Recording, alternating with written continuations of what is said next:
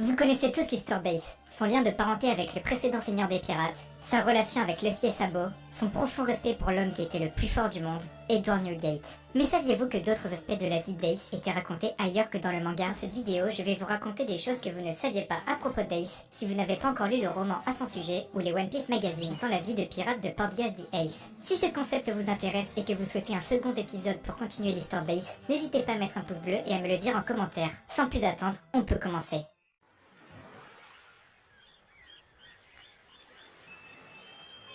Sixis est une magnifique île désertique d'East Blue. Cette île avait une particularité. Le courant marin se déplaçait de sorte à ce que personne ne puisse s'en échapper. Voici Deuce, un étudiant en médecine. Deuce ne voulait pas être un homme recherché. Il voulait juste vivre des aventures afin d'écrire un roman comme Bragman. Dans l'univers de One Piece, Bragman est un roman d'aventure connu dans le monde entier. Deuce a décidé de se rendre sur l'île de Sixis car une rumeur disait qu'un trésor se trouverait sur cette île. Il se sentait seul sur cette île, tellement seul qu'il lui arrivait de parler à un squelette à côté de lui. Soudain, un homme se joint à la conversation. Un homme qui semble avoir le même âge que Deuce. Cet homme dit qu'il est aussi victime d'un naufrage et que cela fait 6 jours qu'il est sur l'île. Deuce, lui, n'était naufragé que depuis 3 jours. L'homme se présente, il dit s'appeler Ace. Portgas the Ace. Deuce, lui, refuse de dire son nom. Ce qui est intéressant, c'est que depuis le début, on surnomme cet homme Deuce, alors qu'il n'a pas donné son nom. En effet, c'est Ace qui a décidé de le surnommer de cette manière. Il finit même par l'appeler Masked Deuce, car il avait décidé de porter un masque pour ne pas être reconnu par la marine. Durant leur discussion vint le sujet de la famille. Ace parla directement de Luffy. Au fur et à mesure de la discussion, Deuce commença à parler de Goldie Roger et de son fils qui, selon les rumeurs, aimerait mourir. Ace, qui était assez joyeux et détendu, devint soudainement très sérieux. Deuce avait compris qu'il était à côté du fameux fils de Goldie Roger. Par conséquent, Deuce décide d'arrêter de parler à Ace et il lui interdit même de lui adresser la parole. Deuce se retrouva seul, son principal objectif était de trouver de la nourriture et de l'eau. Au loin, il voyait Ace qui essayait de s'échapper tant bien que mal avec son navire détruit. Les jours passent, et Deuce, affamé, décide de surveiller Ace afin de voir s'il a un peu de nourriture. La première chose qu'il vit n'était pas Ace ou encore le radeau détruit, mais bien ce qu'il tenait dans la main. Quelque chose qui ressemblait à un gros fruit. Deuce se donnait bonne conscience en se disant que s'il attaquait Ace, ce n'était pas grave car il est le fils d'un criminel. Il décida de s'armer d'une branche d'arbre et de s'approcher discrètement d'Ace. Mais soudain, son ventre gargouille et Ace le remarque. Il pense cependant que Deuce est venu l'aider pour construire son navire. Ace propose d'ailleurs à Deuce s'il voulait partager le fruit avec lui. Mais Deuce, plein de fierté et rongé par la culpabilité, ne pouvait que refuser.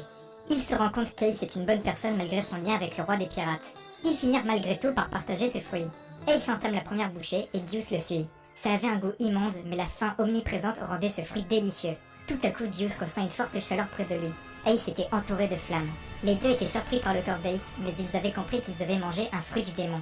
Après plusieurs jours d'entraînement, Ace est désormais capable de contrôler le feu. Durant cet entraînement, Deuce a essayé de fabriquer un navire qu'il a baptisé Striker. Grâce au feu du nouveau pouvoir d'Ace, ils ont pu s'échapper de Sixis. Ace proposa à Deuce de l'accompagner. Deuce accepte en disant qu'avec lui il pourra sans doute écrire un bon roman d'aventure. Leur poignée de main forma officiellement l'équipage du Spade. Ace annonce que son objectif est de surpasser le roi des pirates.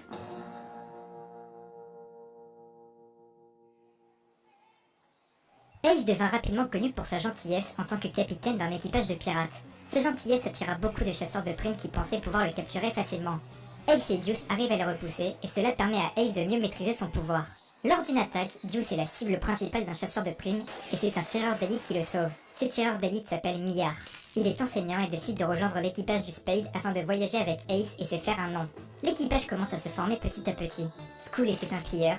Tout l'équipage le trouvait inutile sauf Ace qui avait beaucoup d'estime pour ses connaissances en piraterie. On a donc les piliers de l'équipage qui sont Ace, Deuce, Millard et Skull. Les autres membres sont des combattants. Plus tard, il rencontre un lynx qui s'est fait piéger par un braconnier. Ce lynx s'appelle Kotatsu. Il est très lâche mais il est un très bon combattant. Il a rejoint l'équipage du Spade et petit à petit, en restant avec eux, il devint courageux. Les membres de l'équipage d'Ace ont un profond respect pour leur capitaine car ils n'avaient nulle part où aller et Ace les a acceptés pour leur personnalité et non pour leur apparence.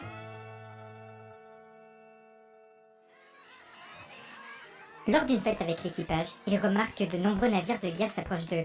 Deuce décide de se diriger vers un récif rocheux, mais une marine avait déjà rejoint le navire. Elle est munie d'une épée et a une cicatrice de brûlure. Skull indique qu'il s'agit de Isuka la cloutière et qu'elle est appelée comme ça car elle laisse des trous dans le corps de ses victimes. Ace et Isuka commencent à se battre et pendant ce temps ils se font rattraper par les navires de la marine.